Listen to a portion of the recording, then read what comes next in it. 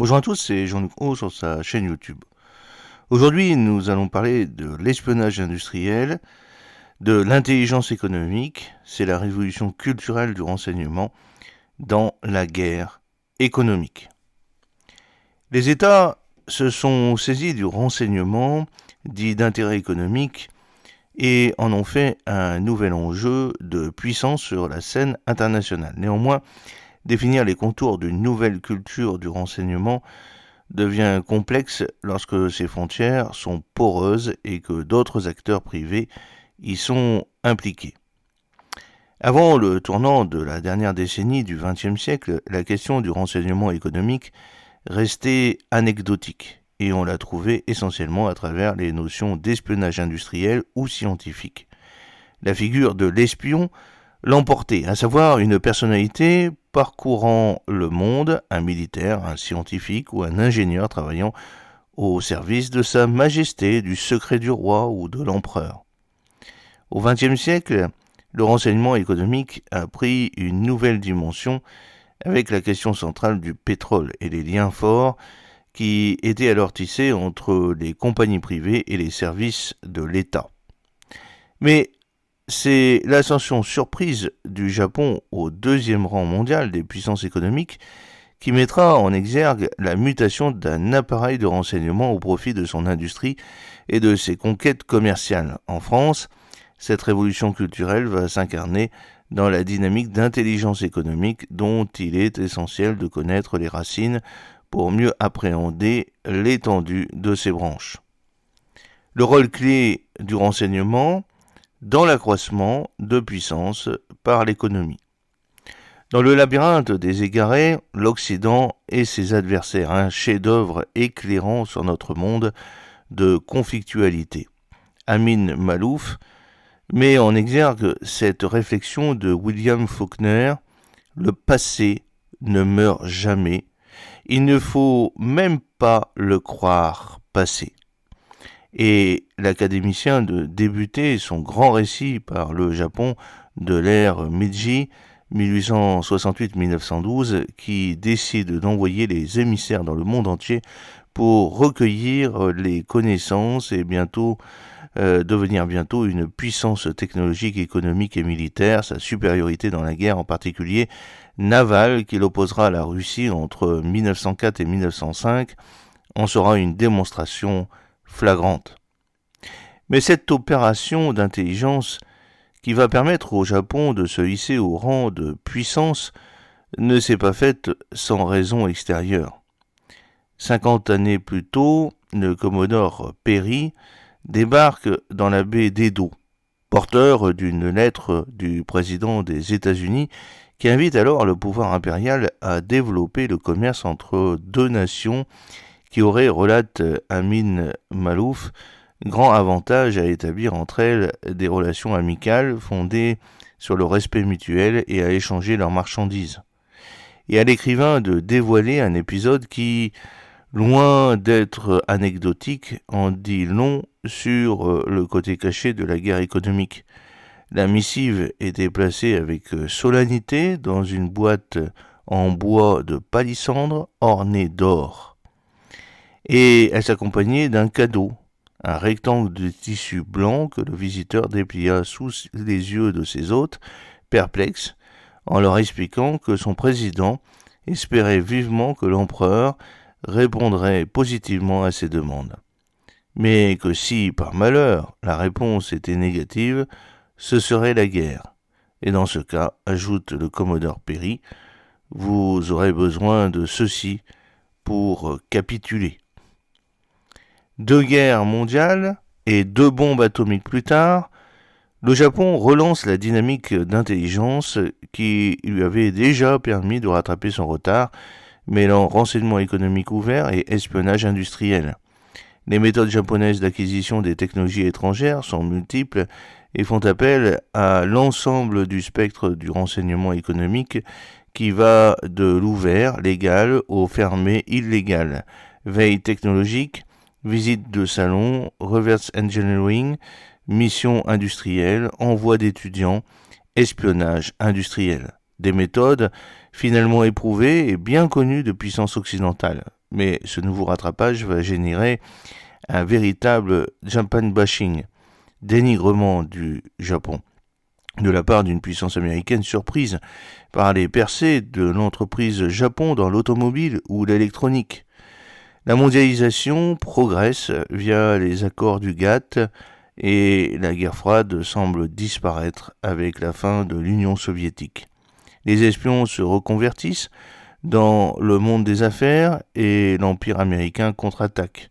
Ainsi, pour donner suite au rapport Japon 2000, commandité par la CIA face aux revers que lui a fait subir le Japon dans les secteurs stratégiques, le président Clinton crée le National Economic Council, chargé de coordonner les politiques publiques à l'égard des entreprises. Et il ne s'agit là que de la partie émergée d'un dispositif dont la richesse et le maillage des structures est impressionnant. Services de renseignement, agences gouvernementales, entreprises, cabinets d'avocats, fonds d'investissement, think tank, avec au cœur du succès un principe clé qui est la circulation des hommes. Autrement dit, le dispositif américain est puissant et intelligent. Il dispose d'une réelle masse critique et diversifiée pour allier réflexion et action et facilite la production et la circulation des connaissances dans des buts stratégiques. Un de ces symboles est la création par la communauté américaine du renseignement du fonds d'investissement In-Q-Tel. Mais pour être intelligent, le dispositif américain est surtout piloté par une doctrine de suprématie stratégique et appuyé par un discours protectionniste qui voit les actes succéder aux paroles. Le tout sous couvert de défense du principe supérieur de liberté. Pourquoi l'Amérique espionne ses alliés ? Tout simplement, répond un ancien directeur de la CIA dans le Wall Street Journal, parce que ceux-ci pratiquent la corruption pour battre les entreprises américaines sur les marchés où elles ne peuvent évidemment pas l'emporter, puisqu'elles sont technologiquement moins avancées. Et pour ce faire, pour bien comprendre, le département d'État et le département du commerce font savoir qu'ils ont mis sur pied une base de données secrètes recensant les noms des compagnies étrangères qui ont eu recours à des pots de vin pour conquérir certains marchés. Comme souvent avec les Américains, la meilleure défense reste l'attaque et les offensives vont se multiplier.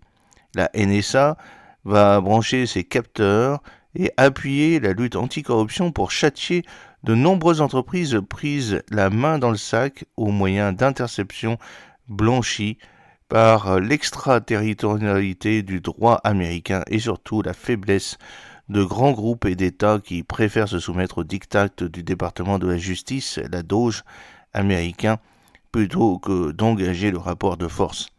Les amendes, suivies ou non d'un rachat, s'enchaînent, ainsi contre les entreprises européennes, Siemens, Total, BNP Paribas, Alstom Power, Airbus, Areva. L'intelligence économique, c'est une autre culture du renseignement. Mais revenons au début des années 90.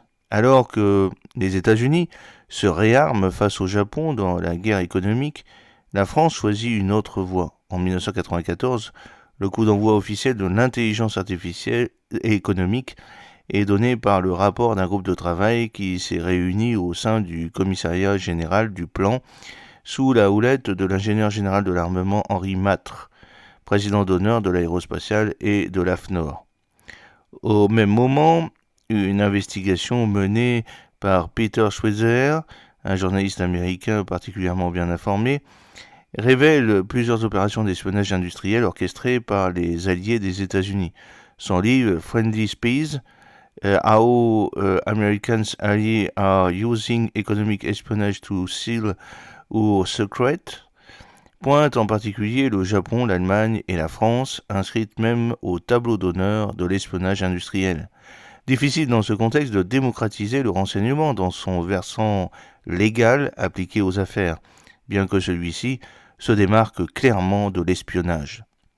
Les mots sont piégés et intelligence économique s'imposera d'autant plus facilement que la France des années 90 méconnaît, voire méprise le renseignement, investit peu dans la sécurité économique et a une vision le plus souvent faussée de l'influence. Et pourtant, Pourtant, en France, le renseignement économique a toujours joué un rôle clé dans l'accroissement de puissance et l'expansion commerciale, notamment dans la guerre économique franco-anglaise du XVIIIe siècle, puis les conquêtes du XIXe siècle.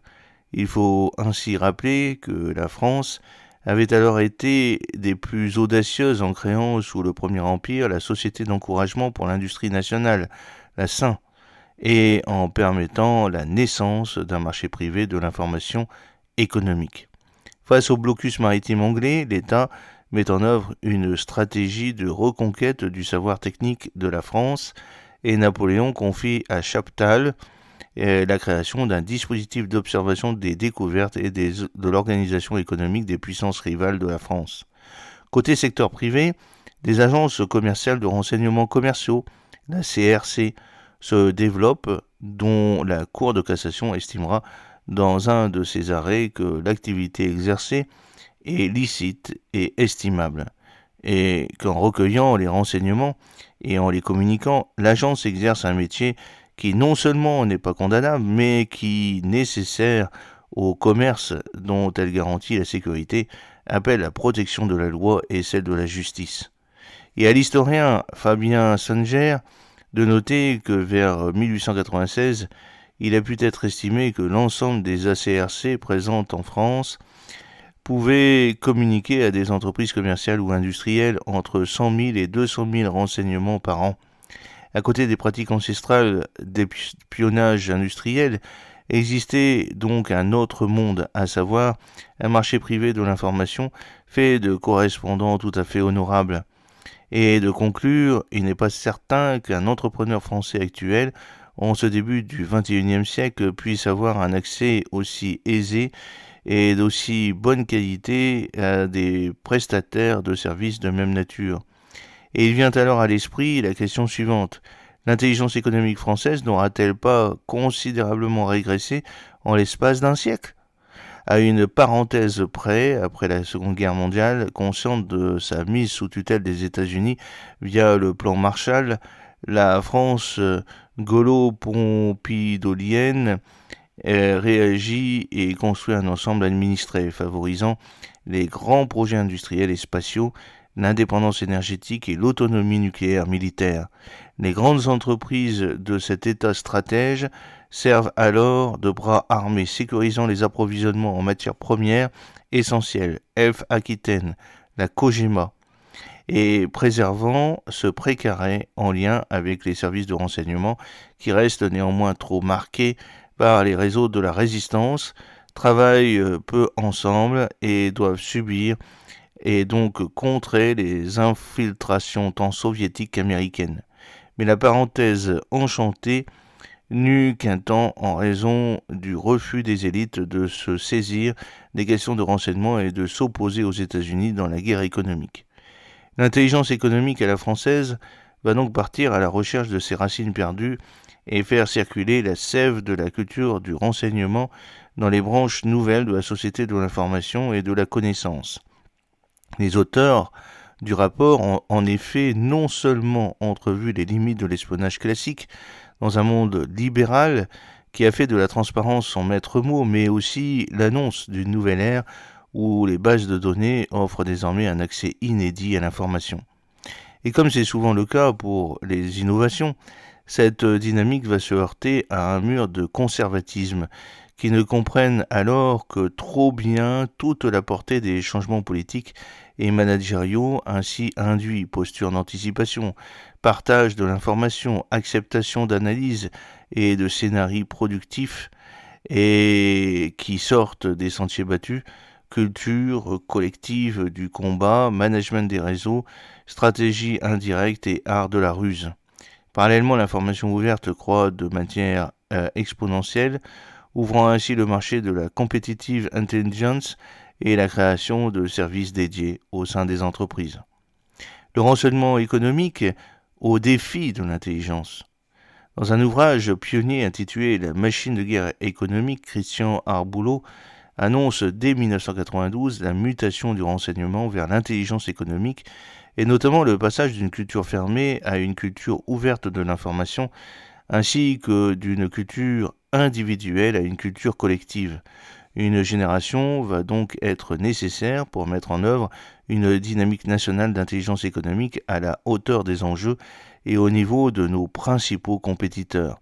Une génération car l'intelligence économique est avant toute chose une culture des rapports de force, loin d'une vision angélique des relations économiques où le renseignement ouvert et l'influence visent à être plus agile que le compétiteur.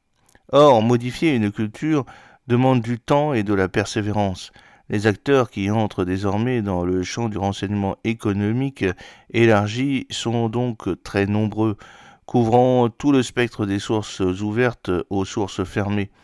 Outre les services d'État et les états-majors des entreprises, ce nouveau champ de bataille est constitué de cabinets privés d'investigation avec leurs consultants freelance et de puissants fonds d'investissement auxquels vont venir peu à peu se greffer de nouveaux acteurs, médias spécialisés, organismes publics, formations académiques, associations, syndicats, ONG, hackers. Impossible dès lors de chiffrer le nombre d'acteurs en présence, d'autant que leur multiplication ainsi que la diffusion de pratiques jusque-là concentrées entre les mains d'une petite communauté viennent renforcer le flou et rendre toujours plus incertains les contours du renseignement économique. De fait, chaque nation va développer une culture de renseignement puis de l'intelligence économique particulière.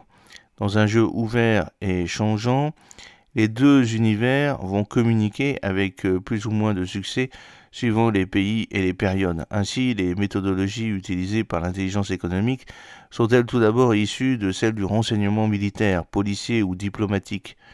Les plus connus sont les fameux cycles du renseignement ou la typologie des sources d'information, blanches ou ouvertes, noires ou fermées, grises ou semi-fermées. D'un côté, la mythologie du renseignement va permettre sa diffusion dans les entreprises au sein de petits cercles initiatiques, souvent composés d'anciens des services. De l'autre, et faute d'intelligence studies à la française, ce sont les théoriciens et praticiens de l'intelligence économique qui vont venir enrichir la boîte à concepts et outils du renseignement. Car si l'économie est un objectif qui n'est pas étranger au service d'État, l'ambition reste difficile à assumer officiellement. Le pouvoir lui préférant des réseaux parallèles pilotés par des hommes de l'ombre. Aussi faudra-t-il attendre 2017 et le rapport de la délégation parlementaire au renseignement pour que la représentation nationale aborde la question du renseignement dit d'intérêt économique comme un enjeu de puissance. La prédation par l'usage du droit et les cyberattaques contre les entreprises y sont considérées comme les menaces les plus prégnantes, mais la délégation constate aussi alors les carences du dispositif de sécurité économique nationale, estimant que celui-ci n'a pour l'heure ni doctrine, ni masse critique, ni coordination suffisante.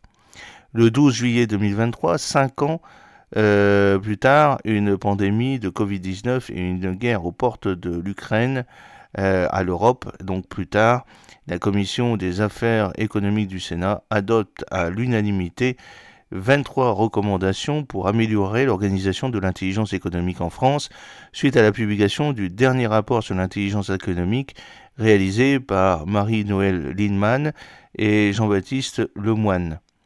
Selon ce dernier, si l'État s'est désormais bien structuré en matière de sécurité économique, nous pouvons aller plus loin en développant un volet offensif. Il nous faut être plus présents dans les organismes de normalisation qui définissent les standards de marché. À quand un National Economic Council à la française, une proposition de loi transpartisane visant à faire de l'intelligence économique un outil de reconquête de notre souveraineté a été déposée le 21 septembre 2023, en ce sens par 4 sénateurs. Sera-t-elle suivie des faits? L'urgence le commande pourtant.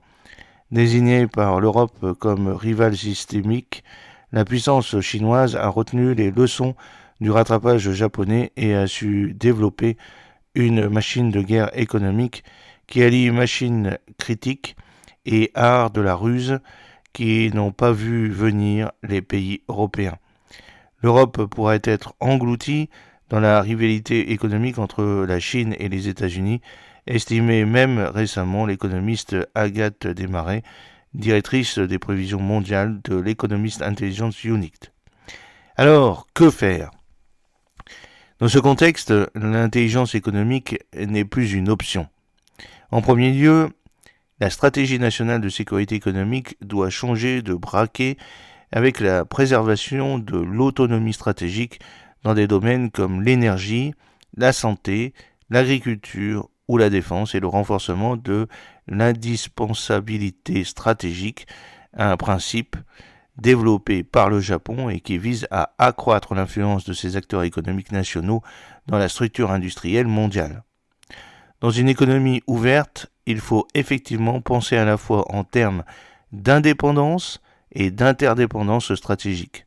Concernant la lutte contre la prédation économique, si celle-ci a été renforcée depuis quelques années, en particulier avec la création du service de l'information stratégique et à la sécurité économique, la CIS, l'organisation territoriale reste toutefois endémique et le pilotage de la politique publique d'intelligence économique se doit d'être confié au préfet en partenariat avec les régions.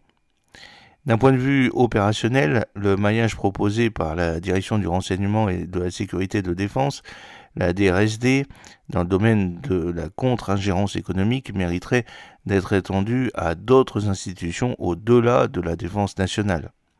Les capacités à se projeter sur les marchés extérieurs appellent quant à elles la création de task force impliquant tous les services de renseignement mais aussi la diplomatie, les affaires européennes et bien sûr des entreprises privées. Dans ce domaine, l'information dite ouverte doit être prééminente. Le renseignement économique fermé ne se justifiant qu'en matière de protection et de prévention de situations à haut risque. À l'intersection de l'économie et de la stratégie, le renseignement économique doit donc être considéré au cœur d'un dispositif plus global d'intelligence. Dès lors, la culture du cloisonnement, qui peut se justifier par ailleurs, s'avère rapidement contre-productive, car dans un monde ouvert, c'est bien la densité du maillage des réseaux, ainsi que leur agilité relative, qui confèrent un véritable avantage et permettent de répondre aux défis de la guerre économique du XXIe siècle. J'espère que cette petite vidéo vous a plu. N'oubliez pas de cliquer sur le pouce pour la promouvoir, de vous abonner si ce n'est pas encore fait et de partager cette vidéo sur vos réseaux sociaux. À très bientôt, fidèlement, Jean-Luc Haut.